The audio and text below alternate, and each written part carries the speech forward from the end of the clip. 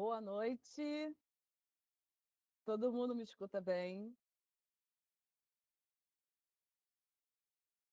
Sejam todas, todes, todos bem-vindas, bem-vindes, bem-vindos.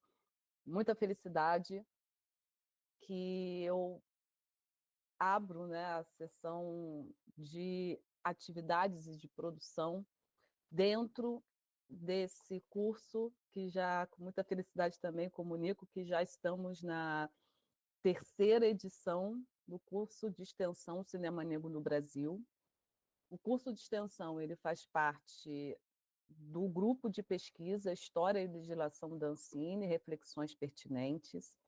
Sob minha coordenação, eu sou professora do Núcleo de Estudos de Políticas Públicas e Direitos Humanos, o NEP-DH, da Universidade Federal do Rio de Janeiro. E nós, desde 2021, nós começamos a organizar o curso de extensão, colocando uma divulgação importante na linha 3 da pesquisa, vinculada ao GP-Ancine, que é Políticas Públicas e Ações Afirmativas, né, o audiovisual negro em questão. E de lá para cá a gente tem recebido uma adesão muito grande, um carinho muito grande, com muitas reflexões, aprendizados também, muitas experiências compartilhadas. O curso de extensão Cinema Negro do Brasil torna-se um lugar seguro, que a gente pode compartilhar nossas experiências, compartilhar as nossas dúvidas, conversar sobre os grandes desafios que os realizadores negros enfrentam, principalmente no campo das políticas culturais, no setor do audiovisual. E também é uma forma de compartilharmos a história do audiovisual negro no Brasil, e futuramente nós vamos fazer estudos comparados também com outras histórias de realizadores diaspóricos de outros países, de outros continentes. Acho importante a gente estar cada vez mais expandindo, e aos poucos, né? E queria também divulgar, fazer alguns informes, né, importantes sobre essa expansão que estamos fazendo dentro do curso de extensão. Nós criamos, na verdade, um canal no YouTube. A gente tinha em 2021 um canal, mas era um canal aleatório. Agora que a gente tem um domínio, né, Cinema Negro no Brasil, e a gente quer também aproveitar para trabalhar bastante o canal do YouTube, para deixar sempre armazenado as produções que fazemos aqui, e principalmente ser uma forma também de fazer rápidas lives, né, ou de outras formas, né, de compartilhamento dentro da esfera virtual que a gente precisa e deve utilizar para multiplicar ainda mais os conhecimentos produzidos por realizadores, pesquisadores negras e negros no campo do audiovisual no Brasil. Não vou me estender, eu acho que eu já consegui apontar tudo, né, sobre o que é esse curso, mas eu vou agora entrar nas partes técnicas, né? Em breve vocês vão receber uma lista de presença aqui no chat. Vamos ter extensionistas. Eu preciso falar isso também. Esse curso de extensão foi contemplado no edital Profaex, que é um edital da Pró-Reitoria de Extensão da UFRJ, que abre, né, anualmente, e a gente acaba sendo contemplado com uma bolsa de extensionistas, e a gente precisa divulgar, né, que graças à Pró-Reitoria de Extensão a gente consegue ter essas bolsas e consegue ter mais estrutura também para divulgação, né, interna, ou seja, dentro, né, da própria universidade, e a gente também consegue, né, uma repercussão importante também fora da universidade, que é as atividades, a função final, né, das atividades de extensão, quando a gente realiza nos espaços de ensino. Falando nisso, eu queria só reforçar sobre a questão da lista de presença. A gente vem aperfeiçoando a cada edição, Então, nessa, eu reafirmo a necessidade de vocês no chat, né? Futuramente a gente vai colocar o link aqui pelo Google Forms para preencher direitinho o e-mail, o CPF, o nome completo, para vocês receberem, né, o certificado. O certificado quem vai emitir vai ser a Pró-Reitoria de Extensão, a gente encaminha os nomes com os dados e vocês vão receber nos seus e-mails. E a feitura demora um pouco, a gente sabe que a universidade é complexa, principalmente num contexto, né, de instabilidade, com paralisações, né, dos servidores técnicos por questões de reafirmar, né, os seus direitos e lutar pelos seus direitos. Então, a gente pode ter alguns delays, alguns atrasos, mas eu espero que não, mas o prazo é de 45 dias quando finalizar o curso. Esse curso a gente não vai fazer toda semana, como fizemos nas outras edições, é maravilhoso, mas a gente pensou em criar um outro formato, de ser uma vez ao mês, ou seja, então nesse mês a gente vai ter a convidada, que já está aqui lindíssima, já vou falar dela. No próximo mês a gente vai ter uma outra convidada e até, né, finalizar em agosto, serão 4 encontros. Uma carga horária que está no Forms quando vocês fizeram a inscrição, de 40 horas ou 34 horas, preciso confirmar. E isso vai estar descrito no certificado, então vocês não precisam se preocupar. E nós vamos estar sempre reforçando essa importância da assinatura. Se não conseguir, pode falar no chat, que tem um extensionista responsável, mas o importante é vocês registrarem, né, os nomes de vocês. O segundo ponto para vocês, eu tinha falado, na inscrição do curso, a inscrição do canal, né, no YouTube. O terceiro ponto, vocês seguirem também, né, o Insta do curso de extensão Cinema Negro no Brasil, que ali a gente também mantém um canal ativo de informações. Eu posso também estar compartilhando aqui no chat também, nós temos o grupo do Zap, que é super ativo, que compartilha várias informações de vários estados, né, não se concentra só na região sudeste, a gente tem membros nesse grupo do Zap de várias regiões do país, é bem legal a troca e o compartilhamento também de informações. E eu acho que é isso, já são 7, 8. Mais algumas informações eu vou falando, né, ao longo da apresentação, porque eu não quero me estender muito. Eu queria, antes de passar a palavra para a nossa querida convidada de hoje, maravilhosa, falar que a gente tem um grupo de estudantes, que a gente chama de estudantes extensionistas. A extensão, ela hoje é considerada um aspecto importante na formação acadêmica do estudante, então é necessário ter um cumprimento de carga horária e o estudante, ele é livre para escolher a extensão que ele desejar, ele não tem uma direção específica, apenas o que ele deseja de aprofundar o seu conhecimento, que pode sim contribuir, né, para o seu próprio curso, a sua própria pesquisa, ou mesmo fazer algo que futuramente ele vá estar se intensificando quando terminar o seu curso, né, de graduação. A gente tem várias experiências, né, de quem busca, né, uma ação de extensão.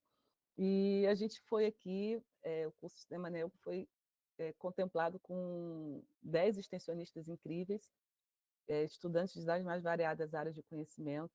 E eu gostaria de, brevemente, que os estudantes se apresentassem.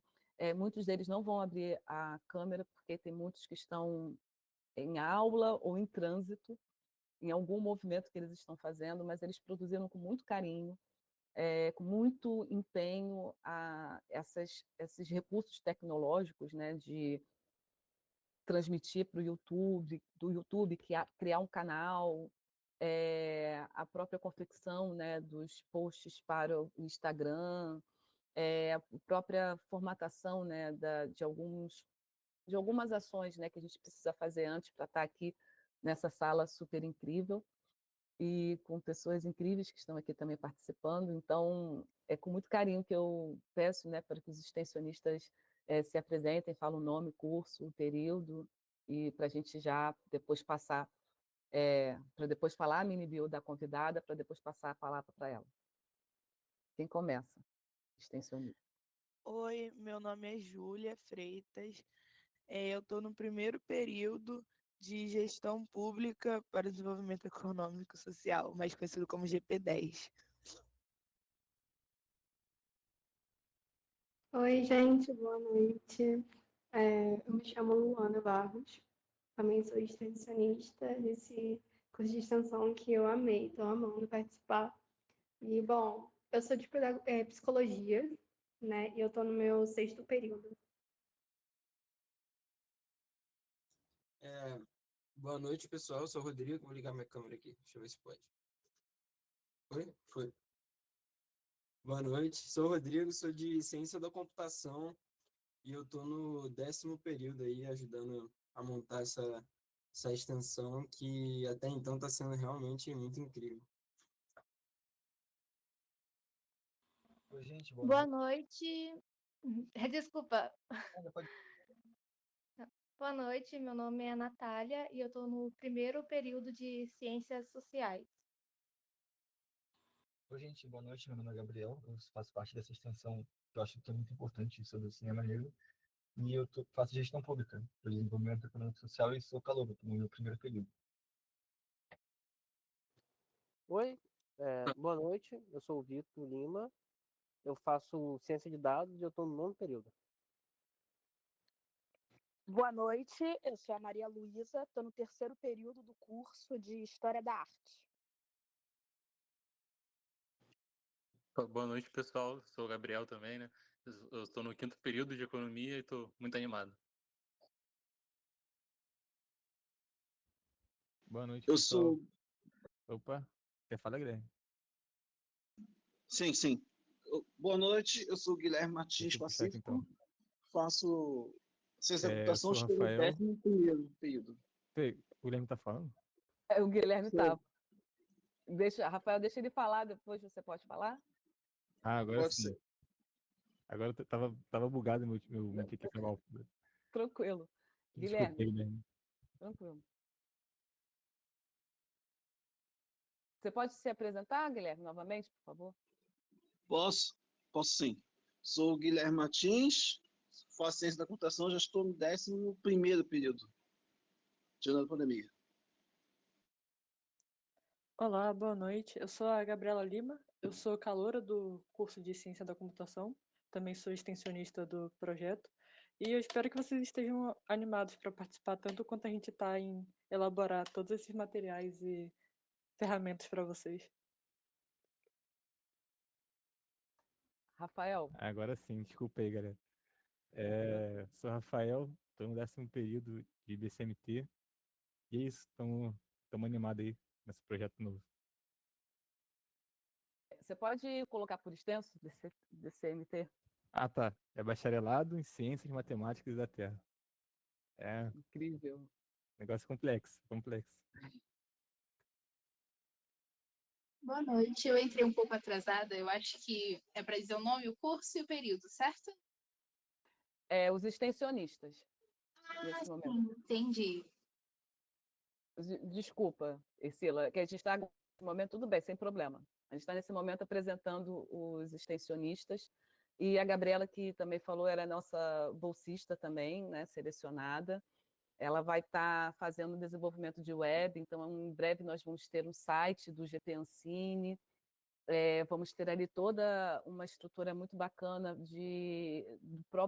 das próprias ações e extensões, né, que estamos fazendo no Cinema Negro, para a gente futuramente lançar a nossa revista e ter uma linha, né, do Cinema Negro no Brasil também, de uma revista que a gente assegure o SSN, que a gente possa estar compartilhando mais as nossas agendas, as atividades que fazemos. O GP Ancine, ele tem a linha 3 como uma grande vitrine, né, que é o Cinema Negro no Brasil, mas ele tem outras 2 linhas que conseguimos fazer as articulações no campo do audiovisual, no seu aspecto da cultura, no seu aspecto da técnica e no aspecto histórico-econômico, principalmente quando a gente fala, né, sobre as relações entre os países centrais capitalistas e os países dependentes, utilizando a temática da formação social brasileira.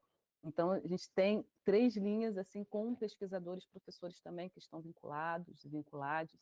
Então, a gente vai organizar tudo num site bacana e à disposição para que vocês possam ter acesso e tudo mais. Então, estou muito feliz de ter cada vez mais estudantes, né, da universidade, de várias áreas de conhecimento, mostrando como que o audiovisual, e principalmente o audiovisual negro, ele tem engajamento, tem a busca, tem a procura. Então, cada vez mais a gente precisa, de maneira coletiva, buscar, né, essas conquistas também pelo ponto de vista institucional, garantindo as verbas necessárias para que os realizadores possam estar produzindo seus filmes, para que também os realizadores possam estar exibindo também nas salas de exibição tradicionais, e que a gente precisa muito batalhar para que o desenho da indústria do audiovisual brasileiro possa, sim, incluir, né, políticas de ações afirmativas, para que cada vez mais a gente tenha, né, público, porque todos estão, pelo que eu sinto, né, empolgadíssimo eu falando aqui, sedentos porque a gente compartilha as nossas informações. Sem mais delongas, que já são 19h27, eu já apresento a nossa querida Magna Domingues aqui, uma salva de palmas. Enquanto está rolando a salva de palmas, eu vou falar da mini bio dela. A Magna, nossa querida, ela é roteirista, diretora audiovisual, psicóloga, professora e escritora. Especialista em relações étnico-raciais, autora de livros infantis e diversos contos em antologias. É criadora e roteirista do premiado curta-metragem de animação Meu Nome é Malum, e atualmente trabalha na sala de roteiro do projeto de série homônimo. Escreveu e dirigiu os curtas-metragens Da Sua Maria, 2024, Na Sua Companhia, 2025, e Cinderela do Samba, em produção. É co-diretor e co-roteirista da série Mulheres e Legislativo, Histórias que se Cruzam. Trabalhou na criação e produção de projetos audiovisuais para internet e televisão. Foi premiada no Laboratório Roteiro de Mãe, 2023, e também participou do Lanani e MIF Kids. Foi jurada do FICI, que é Festival Internacional de Cinema Infantil, e no Laboratório Novas Histórias. Em 2024, foi curadora da Mostra Infantil do FIAMB, Festival Internacional do Audiovisual Negro no Brasil, membra da APAN, Associação dos Profissionais do Audiovisual Negro, e da ABRA, Associação Brasileira de Autores Roteiristas. No ano de 2022, recebeu o prêmio Eloneida Studat pela Comissão de Cultura da Assembleia Legislativa do Estado do Rio de Janeiro, ALERJ. Também em 2022, ganhou em segundo lugar na categoria Contos o prêmio Conceição Evaristo de Literatura Negra. Maravilhosa, esplêndida, uma enorme alegria de você, com a sua agenda apertadíssima, conseguir achar, encaixar, para você estar aqui nos abrilhantando com as suas falas e suas reflexões. Então, com muita alegria que todos estejam aqui para ouvir a nossa querida Magna Domingues. E eu encerro minha fala e, por hora, né, fico quieta, mas depois eu vou lembrando de algumas questões aqui operacionais e, no meio, depois da fala, eu posso comentar aqui. Mas, por favor, fique à vontade, Magna. Uma felicidade enorme de você estar aqui e seja bem-vinda. Obrigada, Raquel. Eu vi que tem um pessoal que estava levantando a mão. Será que é algum extensionista que não se apresentou? Ou está tudo certo? Vou seguir, então. Qualquer coisa fala depois, né? Ou pode escrever no chat também, que a gente vai estar antenado aqui. Beleza, beleza. Poxa, gente, obrigada. É um prazer estar aqui com vocês. Obrigada, Raquel, pelo convite. Eu sou muito fã desse curso, que eu também já participei num outro momento, que teve uma parceria com a PAN, né? E a gente pôde participar também. Aprendi muito aqui nesse espaço. Estou muito feliz de estar aqui hoje, como ajudando vocês, né? Colaborando com esse debate. Quero também, sempre que possível, estar presente em outras discussões que forem abertas, porque esse é um espaço muito rico, muito importante para a gente, que é realizador de audiovisual também. Fiquei super emocionada de vários estudantes de cursos diferentes, né? Desde economia, psicologia, sou psicóloga também, formada pela UERJ. E que legal, assim, ter tantos estudantes de diferentes áreas interessados nesse tema que é tão caro para a gente, né? Que é o cinema negro. Eu vou compartilhar. Na verdade, eu não vou começar a compartilhar os slides agora, não. Eu coloquei poucos slides. Mas e eu vou me apresentar um pouco mais, de uma forma mais... falando um pouco desse meu lugar de realizadora negra, né? Porque hoje a gente está aqui com um tema que é a importância de realizadoras negras nos espaços de decisão. Então, eu quero falar um pouco de mim enquanto realizadora negra e de nós enquanto num chamado coletivo para que nós possamos, como um todo, como pessoas negras, como pessoas da classe trabalhadora, estarmos ocupando os espaços de poder e decisão que nem sempre são tão distantes quanto a gente imagina. Acho que tem essa abordagem também. E aí, antes de começar, eu queria compartilhar com vocês um episódio de uma série, que é uma websérie que eu tive a oportunidade de dirigir, sou uma das diretoras, e vocês depois vão ter acesso, vou compartilhar todos os links, tudo que eu vou falar, já separei aqui um textinho, vou botar no chat, vou compartilhar também com a Raquel depois, que ela pode mandar para vocês, caso alguém perca. Esse episódio que eu vou passar agora tem 10 minutinhos, e ele é o segundo episódio de uma série chamada Mulheres e Legislativo, Histórias que se Cruzam. E aí a gente está falando de mulheres no poder, mulheres eleitas, mas vocês vão ver que isso tem muito a ver também com a nossa conversa aqui hoje, que vai falar sobre conselhos de cultura e também de políticas públicas para o audiovisual, sobretudo para o audiovisual negro.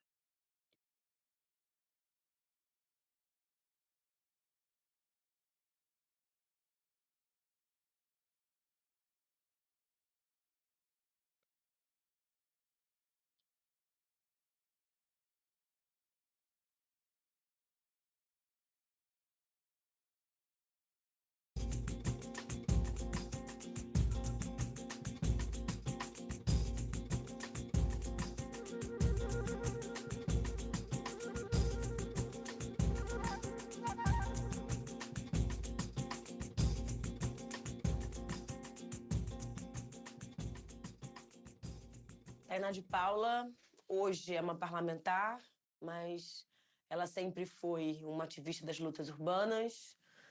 Tainá é uma mulher de periferia, de favela, uma feminista, uma antirracista, uma mulher das lutas do povo brasileiro. Eu sou Beni Brioli, sou uma travesti preta, favelada, cria do chão das favelas de Niterói, do estado do Rio de Janeiro. Eu sou Mônica Francisco, deputada estadual aqui pelo Rio de Janeiro, pelo Partido Socialismo e Liberdade, PSOL. Eu sou a Verônica Lima, estou vereadora lá na cidade de Niterói, no exercício do meu 3º mandato parlamentar. Bom, eu sou uma mulher de 63 anos, extremamente segura das coisas que eu quero da minha vida, uma mulher que não faz planos para o futuro e que tem um olhar muito pragmático de ver a vida e de dar aos problemas o tamanho que eles devem ter. E como eu sou fruto da escola pública, como eu fui criada no subúrbio, né?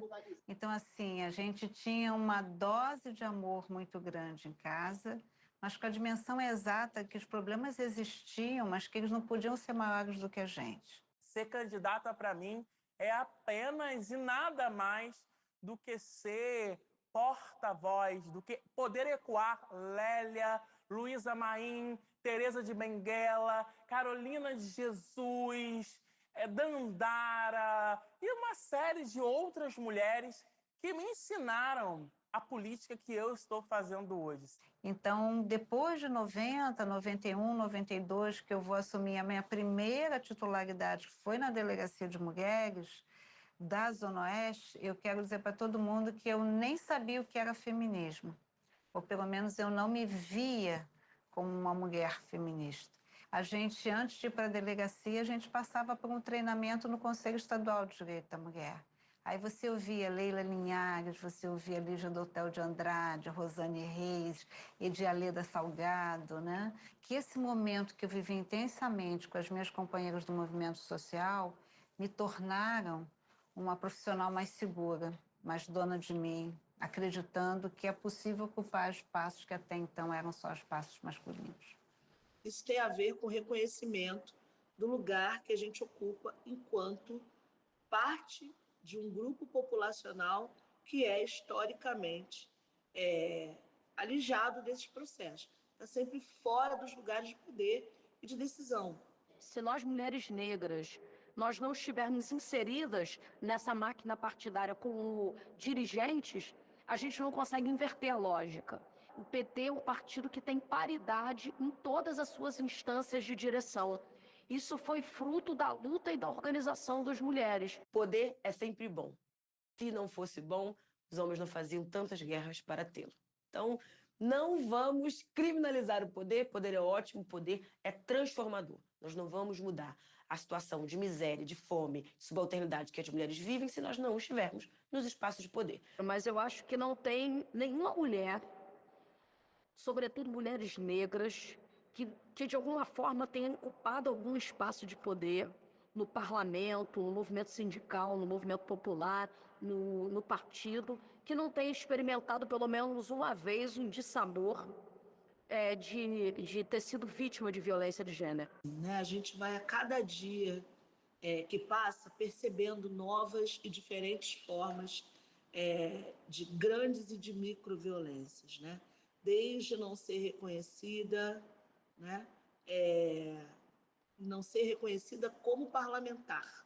Ainda hoje, as pessoas que atuam dentro da Assembleia Legislativa não nos reconhecem. Mas ainda tem um tipo específico de violência política que é assim, vocês estão aqui, vocês fazem parte, eles até querem utilizar o nosso capital político, o nosso capital simbólico, né? Que isso também é violência política, usar o nosso capital simbólico de mulher preta, né?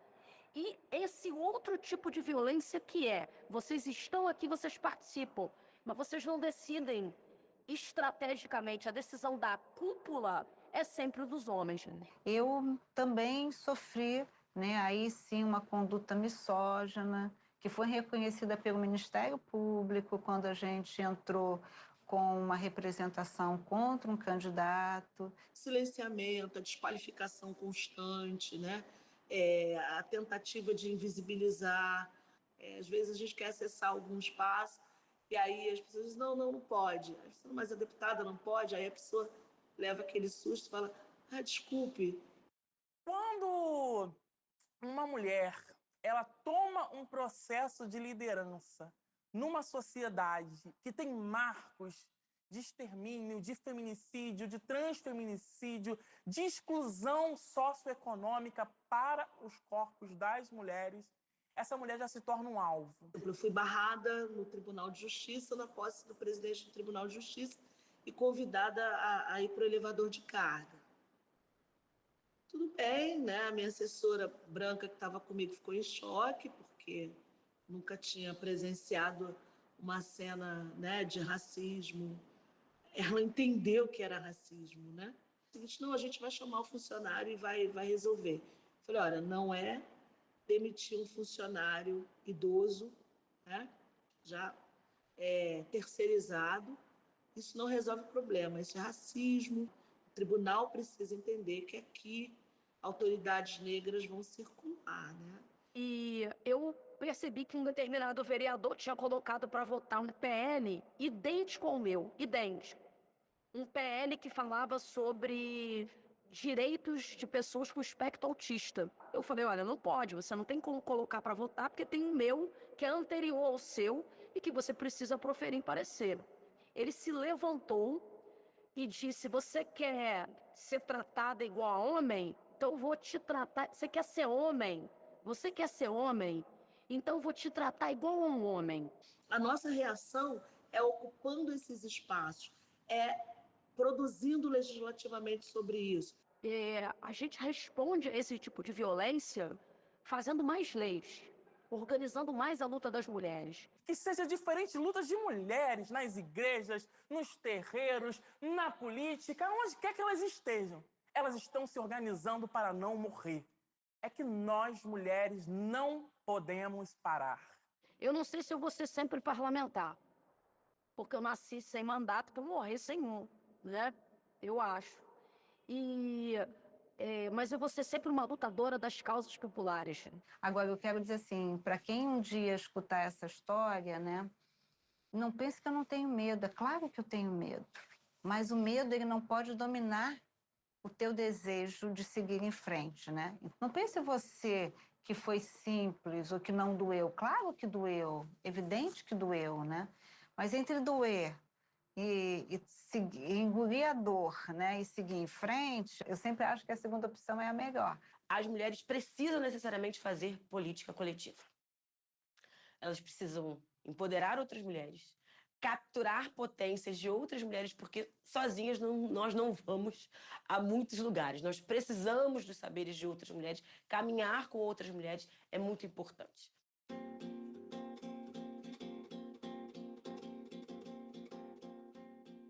E lá em 83, talvez eu tenha tido o meu primeiro desafio, e nem sei se eu tive noção exata do que era isso.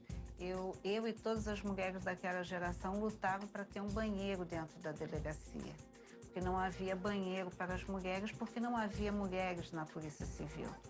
Então, todas nós, né, eu falo de uma maneira até um pouco irônica, eu falo que todas nós fomos discutir com os nossos pares a necessidade de um banheiro, e aí a gente conserta o banheiro, porque nada para as mulheres é simples ou fácil, ou ofertado, né?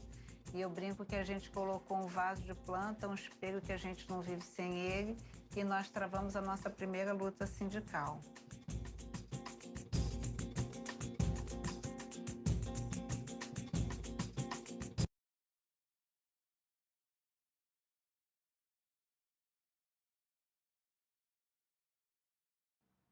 Oi, gente, voltei.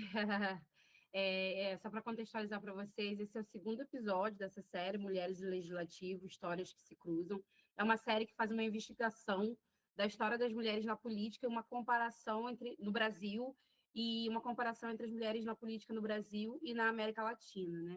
Então, tem outras entrevistadas nos outros episódios, que são 4 no total, está disponível na SP Cine Play também, no YouTube, e é uma pesquisa que foi encabeçada pelo IBAM, que é o Instituto Brasileiro de Municípios. Então, recomendo depois que vocês assistam os outros episódios, mas eu quis trazer esse segundo episódio para dar um disparador desse lugar de ser uma mulher e ser uma mulher negra e ocupar espaços de poder e decisão, e um chamado que a gente precisa receber, né? Um encorajamento, porque conforme a gente viu os relatos, né, não é nada muito fácil, muito pelo contrário, é um grande desafio, é muito difícil, mas é muito importante que estejamos cada vez em maior número e cada vez mais juntas e cada vez mais nos apoiando. E aí que entra também esse lugar do conselho,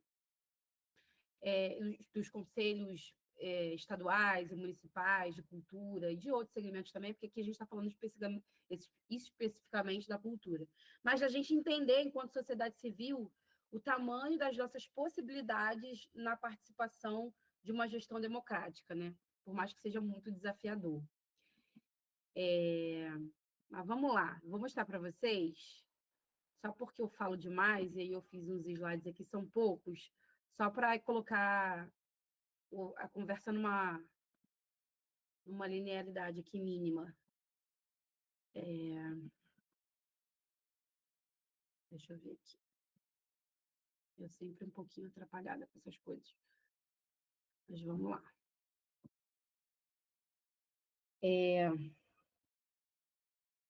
Não está na tela cheia, né?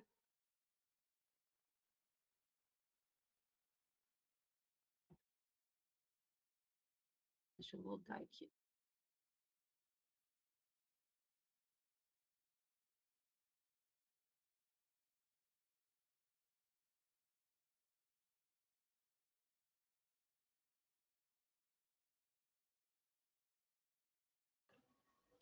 Alguém aqui do extensionista poderia orientar? Acho que é a apresentação de slides, né? Que você consegue aumentar, né? No meu computador está em tela cheia, só que eu estou olhando aqui porque eu estou em duas telas no meu celular, porque eu fico angustiada. E aí eu só queria mostrar em tela cheia, mas também não é um grande problema, não. Só ia ficar mais fácil de visualizar.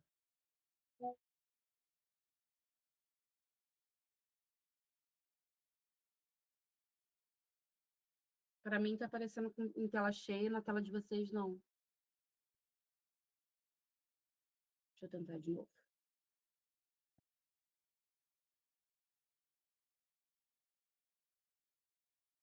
Clica na telinha e vai ficar em tela cheia. Ah, tela cheia. Não, já. Tem algum extensionista aqui que pode ajudar? Galera da parte tecnológica? Tô ainda Então, achando uma forma de deixar em tela cheia é você, na hora de compartilhar, colocar para mostrar a tela toda e não uma página. Mas Não aí sei vai se é isso que aparecer você está todas as solucionando. minhas janelas bagunçadas aqui, né? É, sim. E aí vai Clica em apresentação de slides. Eu tô lá. Ó, vou ficar aqui na apresentação.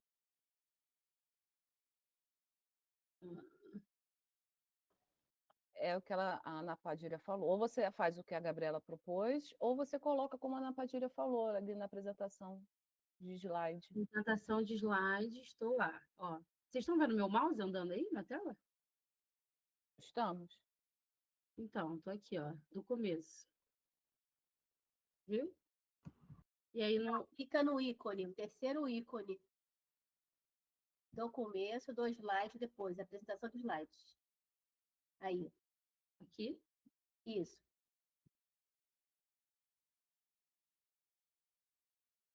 Não? Não. Ó, aqui, ó, quer ver? Ó, apresentação de slides. Do começo. Do começo. Aí aqui para mim, eu sei que vocês não estão vendo tela cheia porque eu estou olhando vocês pelo meu celular, mas no meu computador está em tela cheia, entendeu?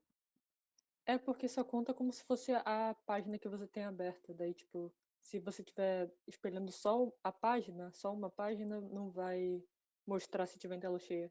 Não sei porque dá isso, mas dá esse bugzinho. Daí só dá certo se espelhar em a tela toda. Daí talvez outro extensionista que tivesse disponível, não sei, poderia espelhar esse slide. Eu acho que eu sou o KM que não se apresentou, mas enfim, eu acho que a senhora, isso você vê na aba de compartilhamento, de apresentação do próprio Meet, né? Eu posso botar para vocês e vocês passam para mim? Só porque ficou muito Pode, pequenininho. manda para mim que eu mando para o KM. KM não se apresentou, gente, é verdade. KM, se apresenta, por favor. Ele é o CEO aqui da sala. Eu fiquei na voz da entidade aqui, mas eu sou o KM Rios, quinto período de Ciência da Computação. Tá ótimo. KM é o nosso CEO. Gente, só um minutinho, a Magda vai mandar para mim, aí eu vou mandar para o grupo. Já mandei.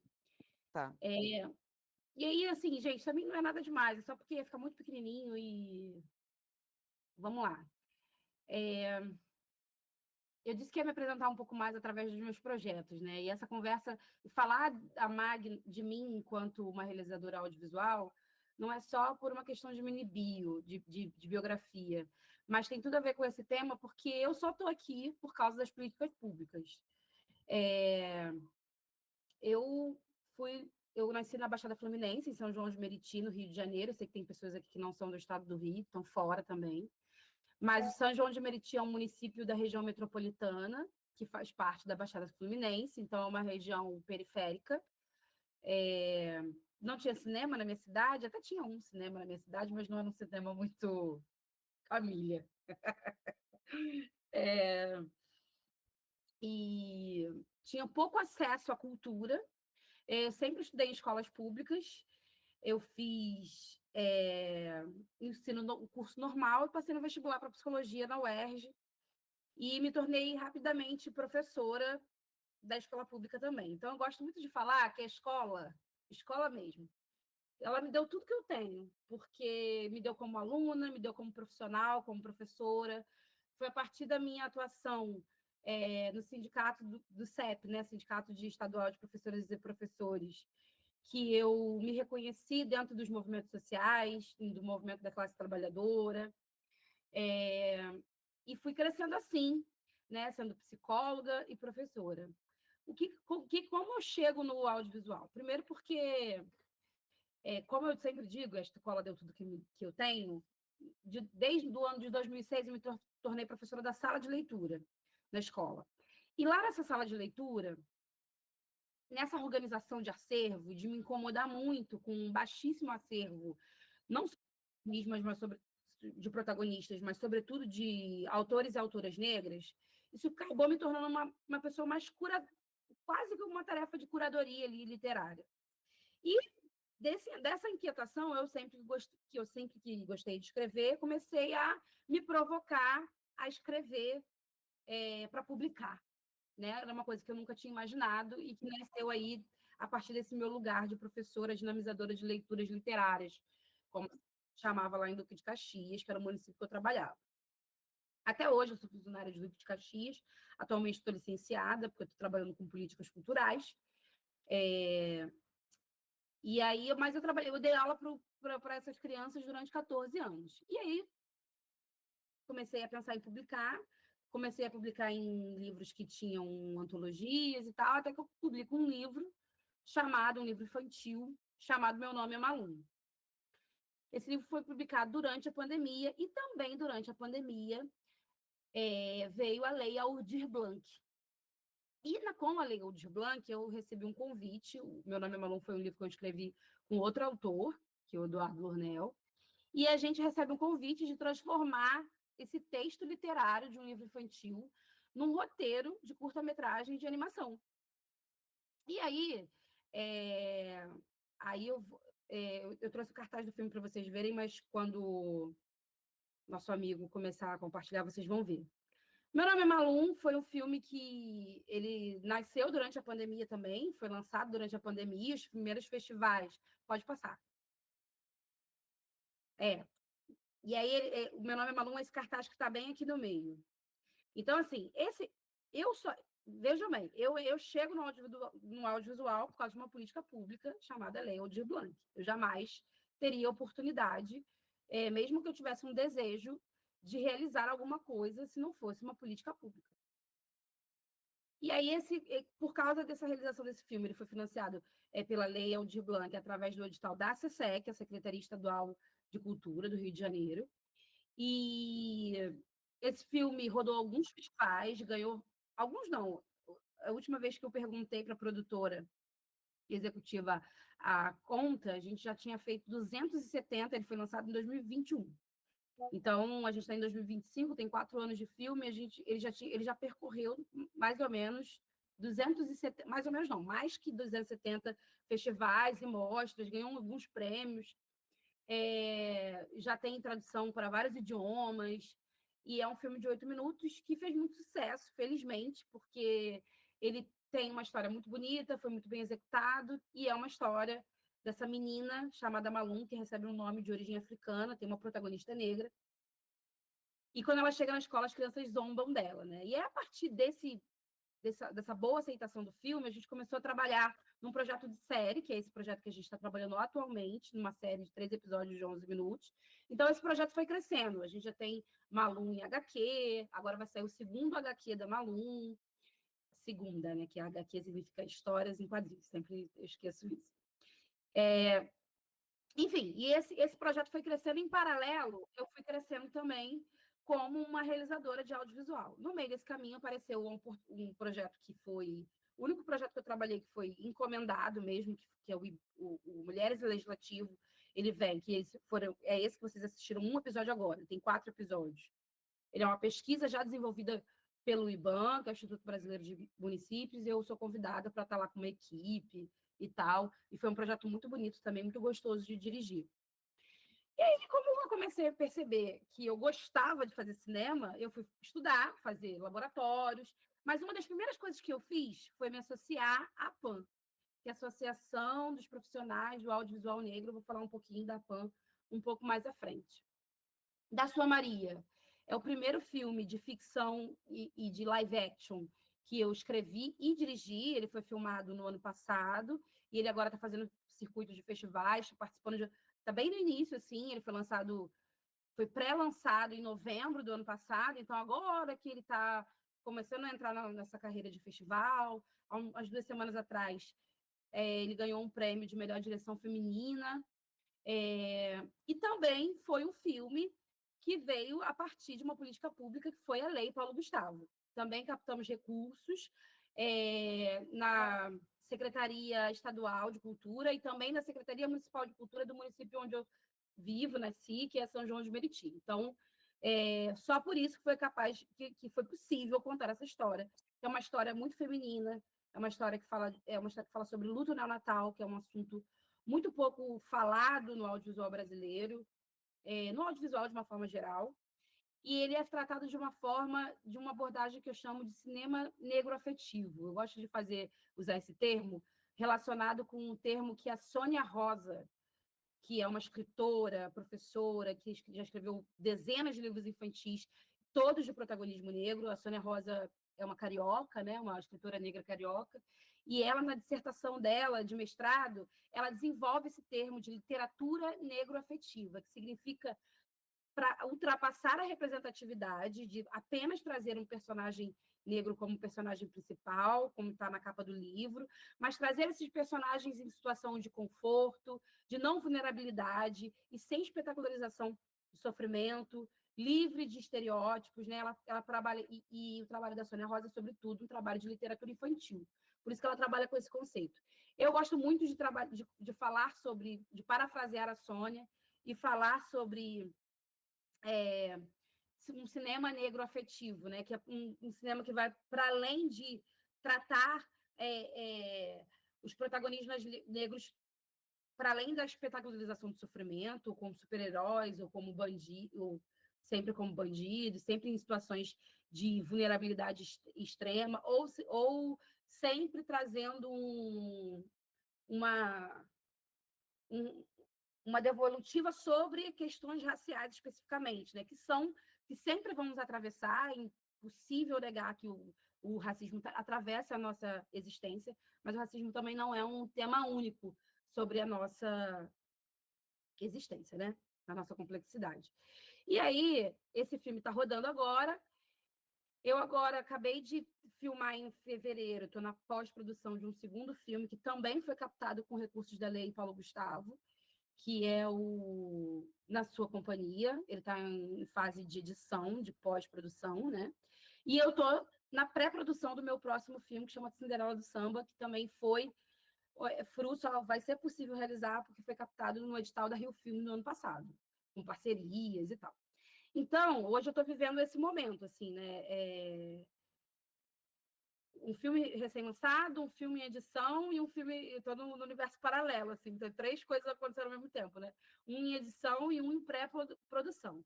E tudo isso, que em tão pouco tempo, assim, que não é pouco tempo, mas a gente sabe que é difícil, assim, a gente realizar esse número de projetos no espaço da pandemia para cá, de 2020 para cá, que é o momento onde eu entro no audiovisual. Mas isso só foi possível com políticas públicas.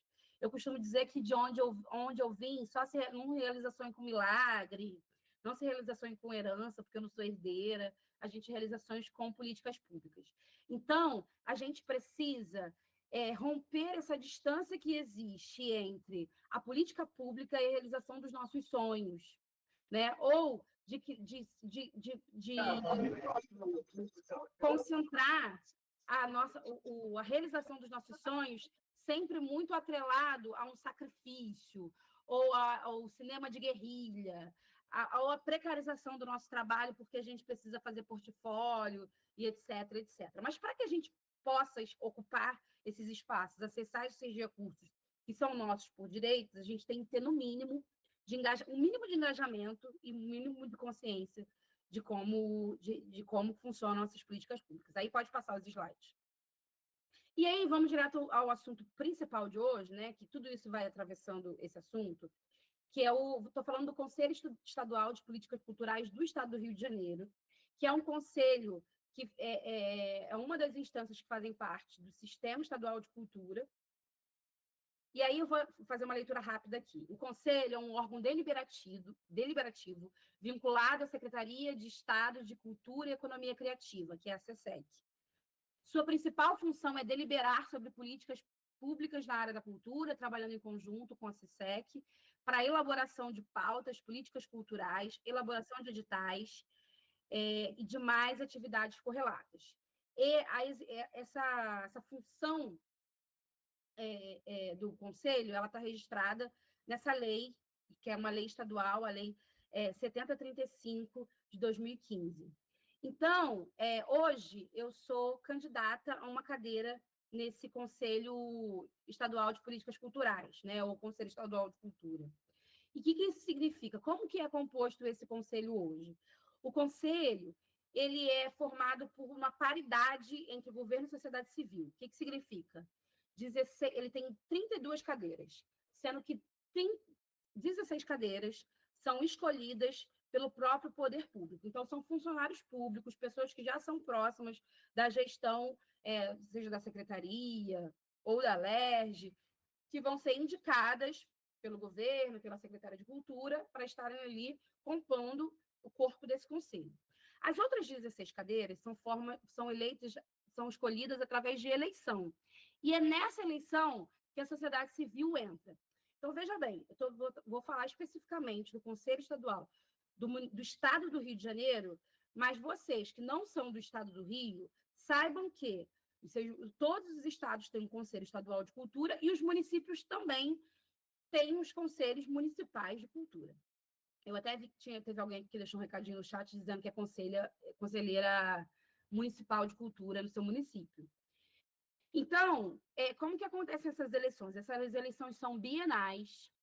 Os conselheiros, eles fazem um trabalho voluntário e eles vão participar de reuniões, que são, no mínimo, 4 reuniões por ano, que vão deliberar, junto com a Secretaria de Cultura, diretrizes ali das políticas culturais. O que seria isso na prática, né?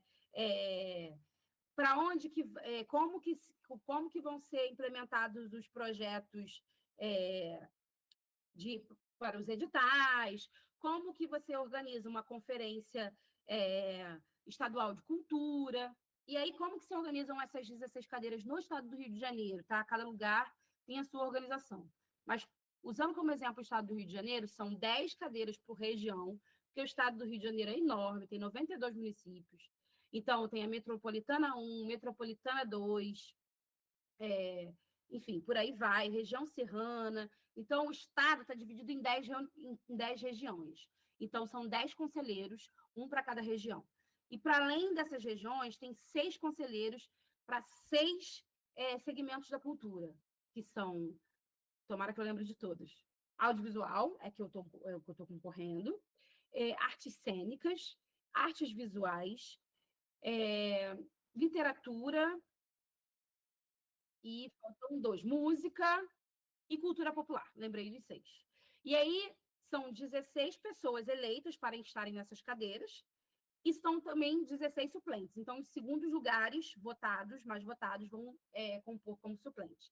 E qual que é a importância disso, gente? Eu coloquei aqui a referência da lei que vocês podem pesquisar, mas eu também vou mandar o link delas. Eu vou até já dar uma pausinha aqui, colocar aqui o link disso tudo que eu vou falar aqui para vocês, porque aí, se alguém, por acaso, cair, não perde isso, porque eu salvei aqui justamente para compartilhar com vocês. Vou colocar aqui no chat, mas lá para o final do encontro eu coloco de novo, tá? E mando para a Raquel também. Então, aí tem alguns links, vê se foi. Tá. Tem alguns links aí de coisas que a gente vai falando ao longo do nosso encontro. E aí tem o link que vocês podem ler na íntegra a lei, que é aí que explica aí quais são as funções do Conselho Estadual de Cultura. E por que é importante que a gente saiba o que é o Conselho Estadual de Cultura? Porque ele é uma ferramenta de gestão democrática, né? A gente tem uma cultura de que a gente imagina a gestão cultural, a gestão dos estados, a gestão dos municípios de uma forma muito distante, né? E realmente porque também vamos combinar, né? Se a gente pensar na classe trabalhadora, né, que vive seus desafios, em sua ampla maioria, trabalhando numa escala 6x1, né? É muito difícil mesmo a gente estar em espaços como esse. Por outro lado, é importante que a gente consiga se engajar, principalmente a gente que pensa, que estuda políticas culturais, no mínimo, conhecer o conselheiro de cultura, ou o representante da sua região, ou representante do seu segmento. Por quê? Esse conselheiro vai ser o cara que vai participar dessas reuniões, é a pessoa que vai ter poder de voto, claro que ela não tem poder de decisão, porque tudo, né, é 1 em 32, tem a ver, e o Conselho de Cultura é apenas uma instância, entre outras instâncias de poder e tomada de decisão. Mas ele é uma pessoa que, minimamente, vai saber te informar sobre o que está acontecendo com a política cultural do teu estado e do teu município. Então, isso é um lugar extremamente relevante para nós. Infelizmente, a gente ainda não tem isso de uma forma muito clara para todo mundo. Quais são as regras para você ser um conselheiro de cultura, uma conselheira de cultura? Você precisa ter no seu segmento comprovado 2 anos de continuidade de atuação no seu segmento, né? Ou 2 anos de atuação no seu território, se você for um candidato do território da região. E para votar, você precisa ter pelo menos 1 ano de atuação.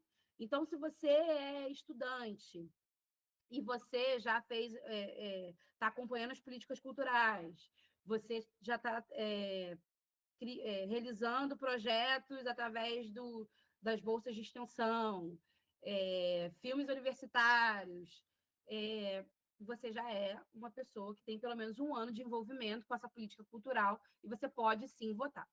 Só para vocês terem noção, hoje eu fui fazer as contas, tem 50, claro que tem vários desafios, né? Porque aí o sistema que às vezes não funciona, enfim, não é só porque as pessoas não querem estar lá, mas hoje só tem 59 eleitores habilitados a votarem em mim ou em qualquer outro candidato ou candidata que está lá se candidatando para a cadeira do audiovisual. Então, 59 pessoas, para o estado do Rio de Janeiro, é um número muito pequeno, né? Mesmo contando os eleitores que acabaram se cadastrando, mas ficaram inabilitados porque faltou documento ou porque o sistema deu problema, e aí é um outro problema também, né?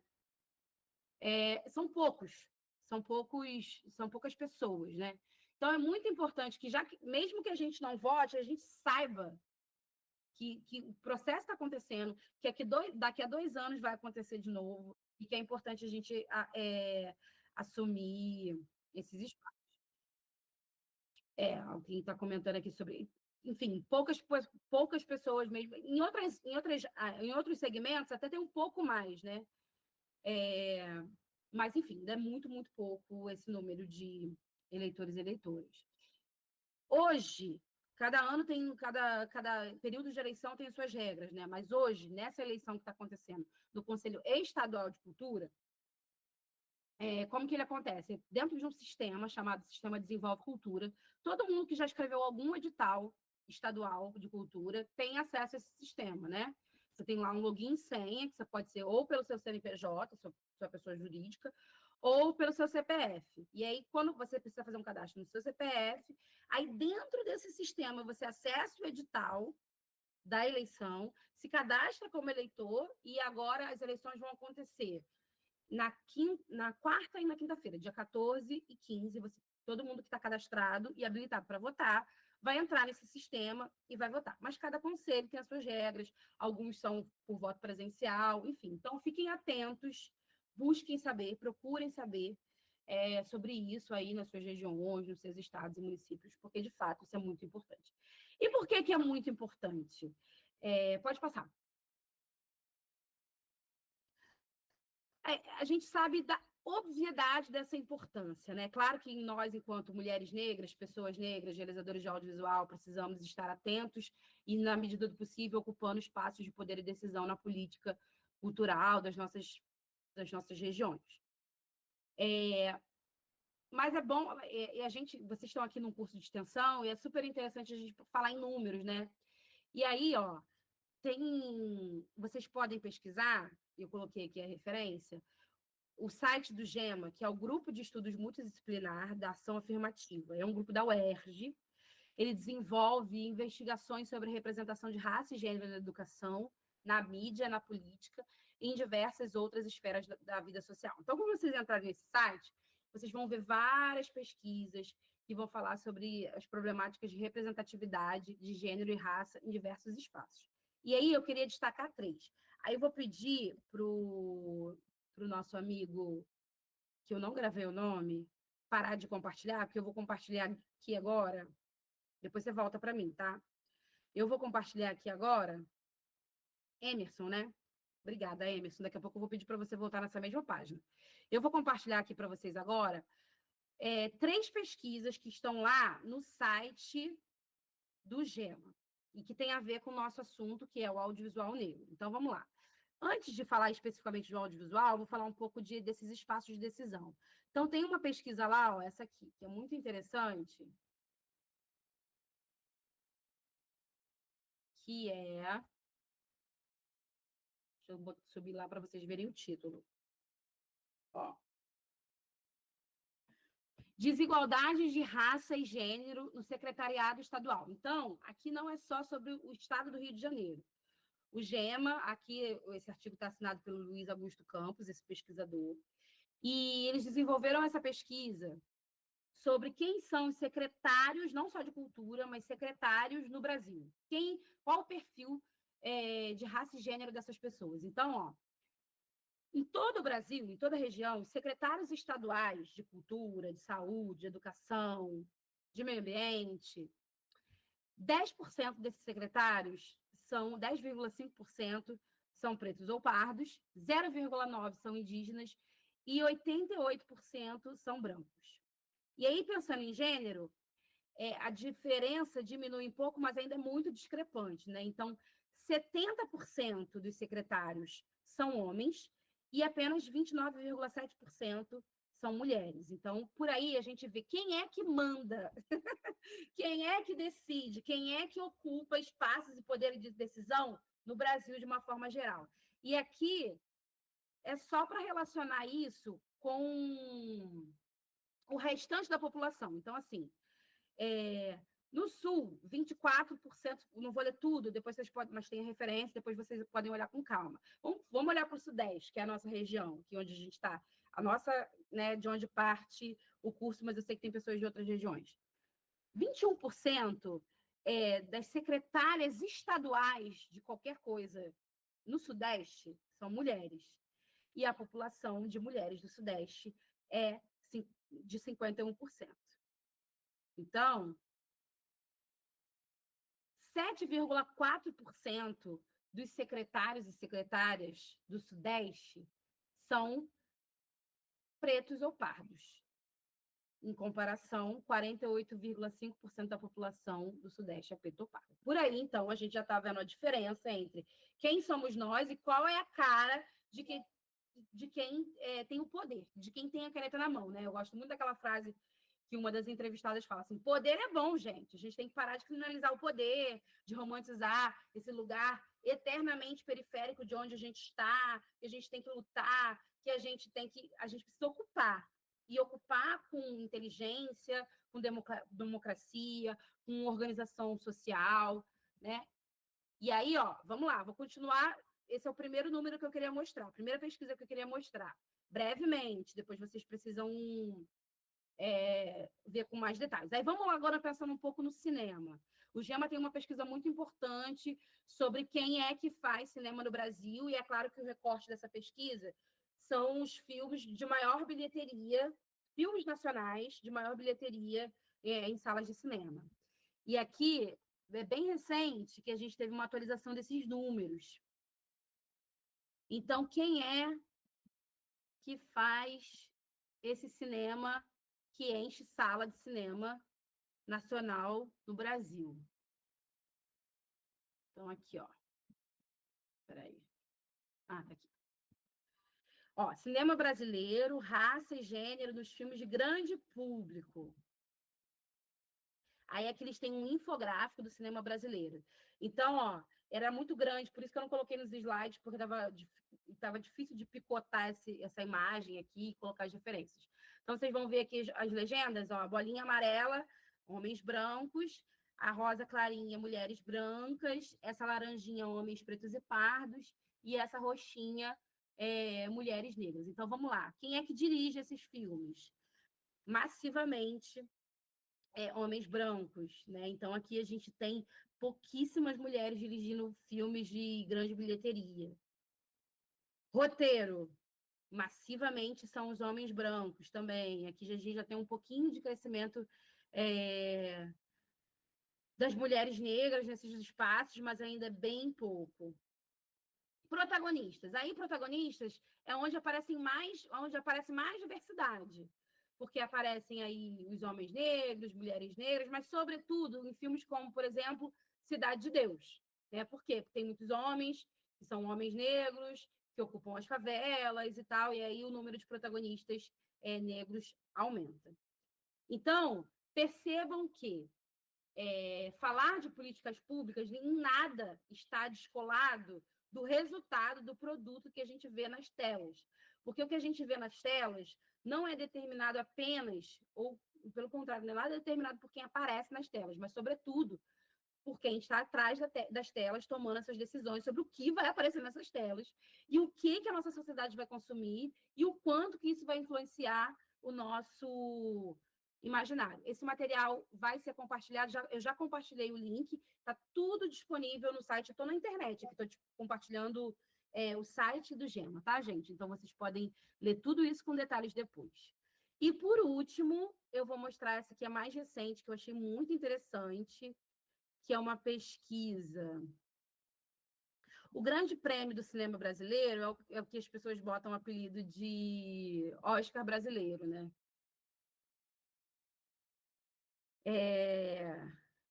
Então, aqui a gente tem diversidade de raça e gênero no Grande Prêmio do Cinema Brasileiro. Não vou mostrar tudo porque tem muitas categorias, mas elas não oscilam muito. A conclusão é de que realmente existe uma disparidade muito grande entre pessoas premiadas, né? E quando aparece quando é um pouco mais representativo, são as mulheres brancas que se destacam, e não os homens negros, e as mulheres negras estão sempre, sempre, sempre lá na pontinha, né? Então, é uma pesquisa aqui da Márcia Rangel Cândido, do Luiz Augusto Campos e a Cleissa Regina Martins. Então, vamos olhar só para o primeiro gráfico. E essa frase aqui é uma frase super importante que eu queria ler para vocês, assim, destacar. As políticas públicas são determinantes para garantir espaço para os filmes brasileiros nas salas de cinema, mas também para definir uma difusão mais justa de recursos para os perfis sociais que criam longas-metragens. Então, assim, onde é que nós estamos? Que filmes são esses que nós fazemos, né? Vamos chegar lá também nessa discussão que tem sido feita muito recentemente também.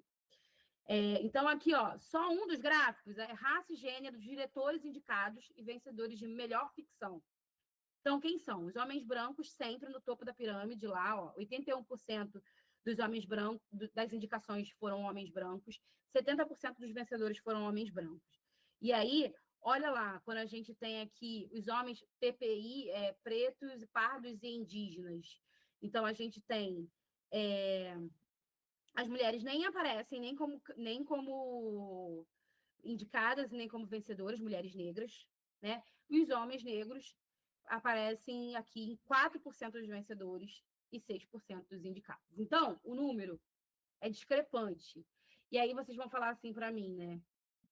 Ah, mas agora, na Rede Globo de televisão, as 3 novelas são protagonizadas por mulheres negras. Sim. Mas onde é que estão as decisões sobre essas narrativas, né? Porque quando a Thaís Araújo brilha e é maravilhosa e ganha dinheiro por isso, e essa novela é transmitida em 160 países, não é para o bolso da Thaís Araújo que vai o recurso dessas exibições todas. Então, vou pedir para o Emerson voltar lá com a minha apresentação, para falar um pouquinho para vocês de como que a gente também precisa se organizar enquanto sociedade civil não só a partir dos conselhos, não só a partir de cidadão que vota em pessoas que são eleitas deputadas, vereadores e prefeitos. Pode passar esse slide. Mas também através das associações. Eu vou dar um exemplo aqui, que é a PAN, que é a Associação dos Profissionais do Audiovisual Negro. A associação, a PAN, ela se reivindica como um quilombo do audiovisual negro, do audiovisual e do cinema negro, né? Então, a PAN hoje é uma associação que ela tem aproximadamente, acho que são, a última vez que eu vi, acho que são quase 1.100 pessoas associadas em todo o território nacional. Então, ela é uma associação nacional. E qual a importância da gente se organizar e se engajar dentro desses coletivos, né? Porque se eu sair da minha casa e bater na porta de um deputado, eu vou ser ouvida? É possível que sim, é possível que não, mas é muito mais difícil do que você ser representada por um coletivo. E tem outros, né? Tem a ABRA, que é a Associação dos Roteiristas, tem a API, mas aqui a gente vai dialogar muito com a PAN, até porque a gente está num contexto de pensar o cinema negro, né? E a PAN tem várias instâncias de organização, assim. Ela se organiza em grupos temáticos. Então você pode ter um grupo que discute políticas públicas, um grupo que discute legislação, um grupo que discute mercado, um grupo que discute formação. A PAN promove formações, promove encontro, e a gente também se reúne. Eu sou associada à PAN, a Raquel que está aqui também é. E a PAN faz uma discussão muito importante, tem uma presença muito importante, uma incidência política no Conselho Superior de Cinema, e graças a essa incidência política de pessoas negras e associadas da PAN, que a gente teve uma conquista histórica muito recente, que é a presença das empresas vocacionadas, a cota para empresas vocacionadas nos editais do Fundo Setorial do Audiovisual. Então, assim, vou explicar. Qual a importância das políticas afirmativas, né? É indiscutível, as políticas afirmativas são importantes para a reparação histórica. Então, as políticas de cota foram importantes para que a gente estivesse nas cotas nas universidades, para que a gente estivesse ocupando esses espaços. Os editais, a maioria dos editais, sobretudo Paulo Gustavo e Aldir Blanc, tem cotas para realizadores e realizadoras negros e negras. Mas a gente agora precisa subir mais um degrau, que é o debate que a gente tem feito sobre as empresas vocacionadas. Aí vou pedir para você passar o último slide. Eu acho que esse é o último. O que são empresas vocacionadas? Empresas vocacionadas, esse termo, ele é registrado pela Viviane Ferreira, coloquei aqui a referência da dissertação dela, que vocês podem pesquisar depois. A Viviane Ferreira é uma mulher negra que já foi presidenta da PAN, e ela já foi presidenta da SPCine, que é a empresa de cinema pública de São Paulo, do município de São Paulo. E o que são empresas vocacionadas? São empresas que estão preocupadas com a reparação histórica. Então, a gente compreende como empresas vocacionadas, aquelas que são geridas, ou seja, no seu quadro societário, tem 50% ou mais de pessoas negras ou indígenas, e que, para além disso, elas são comprometidas pela sua ética e pelo seu conteúdo. O conteúdo que elas produzem são conteúdos destinados à reparação histórica, ou seja, desconstrução de estereótipos pejorativos que atingem as experiências de ser uma pessoa negra ou indígena na sociedade brasileira. Esses empreendimentos, essas empresas, são fundamentos frente aos fatos históricos incontestes que dão razão à necessidade de implementação de políticas de ações afirmativas para a reparação frente às consequências vivenciadas ainda hoje do sistema de escravização da população negra e a dizimação da população indígena em vigoramento, que vigoram por séculos por força das ações do Estado brasileiro. Então, assim, quando a gente começa lá aquele um episódio de Mulheres Legislativas, então todas as mulheres que deram entrevistas, e aquelas mulheres negras que aparecem ali, todas elas são mulheres eleitas Então, elas já estão ocupando espaços de poder em casas legislativas. Mas, como vocês puderam ouvir os relatos dela, nenhuma delas está livre de sofrer racismo, mesmo nesses espaços de poder. Isso, o que isso mostra para a gente? Que ainda tem muito campo para arar, que a gente ainda precisa fazer um movimento muito grande de reparação histórica. Então, Magda, você está dizendo para mim que as políticas afirmativas para pessoas, CPFs, nos editais, não são corretas? Não, é ótimo que tenha, mas a gente precisa dar avançar, subir mais um degrau. Para além de você ser um roteirista e o seu nome, você enquanto na sua autodeclaração negra, o teu nome está lá enquanto realizador negro, que vai pontuar para aquela empresa que está concorrendo, mais do que isso, a gente precisa potencializar as empresas que são geridas por realizadores negros, porque isso é uma discussão de patrimônio. Porque o patrimônio não fica com quem é ator, com quem é diretor, com quem é roteirista contratado. E, para além disso, como o capitalismo e o racismo são estruturas vivas e muito articuladoras e muito inventivas, sempre encontram formas de nos oprimir. Ou seja, então a gente tem uma série de relatos de pessoas que foram contratadas, chamadas para comporem projetos, porque você, como sendo uma pessoa negra, ajuda essa empresa a pontuar, já que essa empresa contrata uma pessoa negra, então ela tem uma pontuação extra nos editais. E aí, depois que essa empresa recebe o recurso e usufruiu da pontuação extra porque tinha pessoas negras, ela demite as pessoas negras do seu quadro societário. Então, ela dá realmente um golpe, uma volta. Isso não acontece pouco, isso não acontece de vez em quando, isso acontece muitas vezes. Então, pode parecer um pouco radical o que eu vou falar, mas eu fiquei lembrando de que amanhã é 13 de maio, né? A gente tem a nossa data de abolição, que a gente sabe que não foi uma abolição. Primeiro, que ela não foi fácil, não foi entregue, e segundo, que ela também não foi, que ela foi inconclusa, né? Porque foi uma abolição sem reparação histórica e sem políticas públicas para que a população negra pudesse viver bem nessa terra. Então, mas antes da lei Áurea em si ser assinada, tiveram outras leis, como, por exemplo, a lei do ventre livre e a lei do sexagenário. Então, assim, se você nasceu livre, você está livre, mas como que um bebê ia sobreviver sem a sua mãe, sem a sua família, né? Então, obviamente, ele continuava sendo escravo. Isso foi prolongando o tempo da escravidão.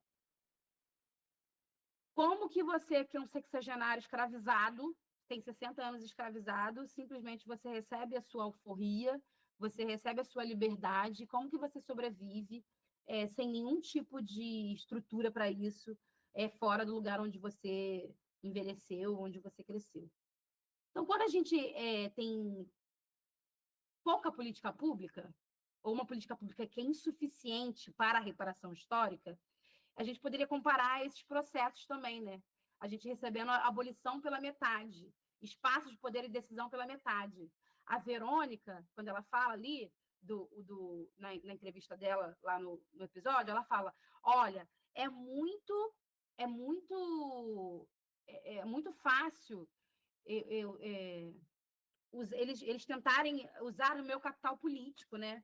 Dizer que, olha, aqui tem uma mulher negra que constrói política junto comigo, eu voto aqui nessa casa legislativa junto com uma mulher negra, mas na hora de ouvi-la verdadeiramente, de abrir espaço para essa decisão, né, fica muito ainda, a gente ainda corre muito risco de virar uma alegoria, de virar um troféu, e a gente precisa superar isso. Então, assim, mesmo que nós não tenhamos o sonho, que eu especialmente não tenho o sonho de ser deputada, de ser prefeita, de ser vereadora, mas quero sempre, sim, sempre que tiver oportunidade, participar coletivamente das construções das políticas públicas do meu território, do meu segmento, e quero fazer aqui uma convocatória a todo mundo que está aqui, pensando cultura, pensando cinema. Basta a gente pensar um audiovisual bonito, um audiovisual, uma proposta estética, isso é muito muito importante. Mas sem política pública, a gente não vai poder realizar as nossas propostas estéticas, a gente não vai poder colocar o nosso protagonismo negro, que é tão caro, tão importante, tão verdadeiro, tão nosso, histórias tão próprias, para rodar, para poder se sustentar, e, enfim. Então, a chamada que eu tenho para fazer para vocês hoje é: participem desses processos, seja como sendo, ocupando essas cadeiras de conselheiro, ou minimamente descobrindo quem é o seu conselheiro. O conselheiro tem o papel de ser um representante da sociedade civil. Então, ele tem o dever de trazer informações, de devolver essas informações e de levar também demandas do seu coletivo, do seu espaço, do seu território, para o espaço do conselho, onde vão ser tomadas essas decisões, e disputar essa narrativa ali, nesse lugar que tem uma diversidade de pessoas, uma diversidade de interesses, não só para o audiovisual, tem lá a galera da literatura, tem lá a galera de artes cênicas, enfim. Mas é importante, acima de tudo, que a gente faça o exercício da democracia, o exercício da gestão democrática, e tome para si essa responsabilidade, esse entendimento, esse sentimento de pertencimento, que eu acho que isso é o mais importante, assim. Pertencimento do que é seu, do que é o seu território, do que é o seu segmento, do que é a sua cidade, o que você precisa, que é o seu orçamento. O orçamento público é nosso, então a gente precisa, sim, minimamente estar informado e poder construir, porque quando você é um cidadão comum e tem acesso ao conselheiro, de alguma maneira, a tua voz vai ecoar ali naquele espaço. Então, pessoal, vamos fazer. Deixo aqui esse recado para vocês. Acho que pode passar o slide só para deixar o meu contato aí no final, que eu botei um obrigada. Não vou me estender muito, eu acho que é por aí. Eu vou colocar aqui de novo para não ficar lá no alto o link com as referências que eu deixei. Que tem os meus contatos também, vocês podem me seguir, falar comigo. E eu espero ser eleita. Tomara, aí tem 59 eleitores, não sei quantos vão votar em mim, mas estou torcendo, porque também tem outros candidatos e candidatas. Mas e também estou sempre disponível aqui para estar nesse curso, que é um primor, que é uma coisa maravilhosa. E agradecer mais uma vez aos extensionistas e a Raquel por essa oportunidade.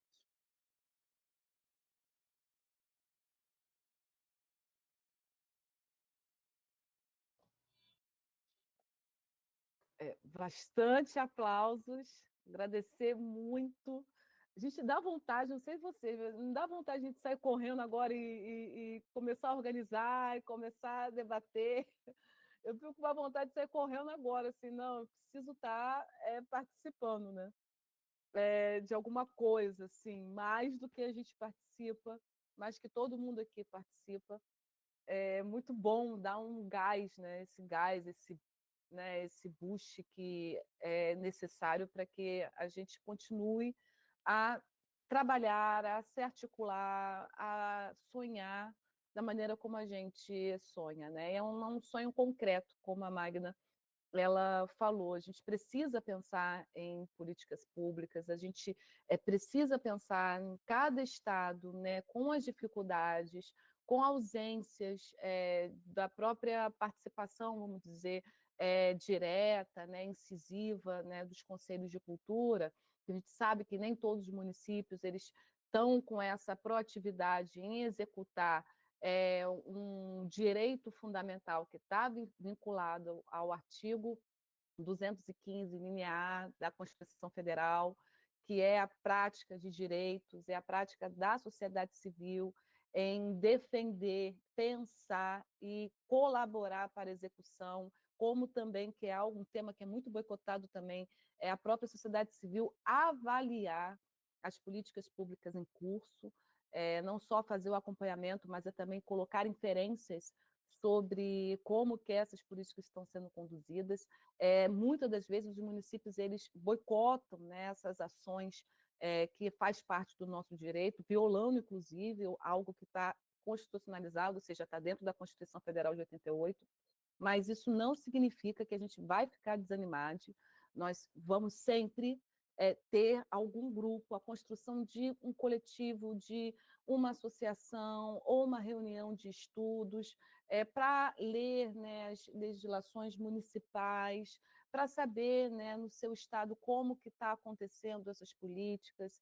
E é no coletivo que se criam as primeiras células, os primeiros núcleos de formulação de ideias, porque as ideias elas não são estanques, são ideias históricas, então significa que elas estão em constante mutação, em constante alteração, em constante reformulação, principalmente quando a gente entra no campo, né, das políticas públicas, vinculado, seja em, né, associação aos direitos humanos. Né? No caso, a gente está falando de um direito fundamental, que é a cultura, mas, principalmente, né, a gente está falando aqui de políticas públicas com essa incidência na execução de direitos. Isso é fundamental da gente manter esse ritmo para a gente não se desanimar. Acho que a fala da Magna é essa.